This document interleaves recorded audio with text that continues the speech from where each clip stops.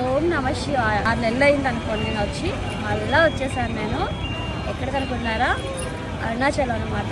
So ఈరోజు నేను గిరి ప్రదక్షిణ చేసుకున్నాను. సో నేను చాలా చాలా హ్యాపీగా ఉన్నాను.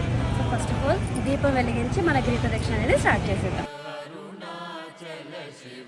అరుణాచల శివ అరుణాచల అరుణాచల శివ అరుణాచల శివ అరుణాచల శివ అరుణాచల అరుణాచల శివ అరుణాచల శివ అరుణాచల శివ అరుణాచల అరుణాచల శివ అరుణాచల శివ అరుణాచల శివ అరుణాచల అరుణా